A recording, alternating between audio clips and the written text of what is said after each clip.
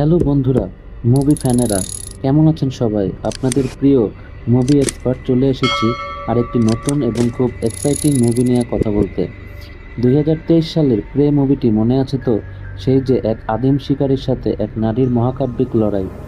সেই সফলতার পর পরিচালক ড্রান টাস্টেনবার্গ এবার আমাদের জন্য নিয়ে আসছেন প্রিডেটর সিরিজের নতুন এক চমক, প্রিডেটর ব্যাডল্যান্ডস।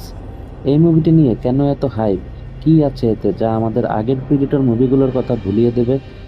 চলুন এই ভিডিওতে বিস্তারিত জেনে নিই।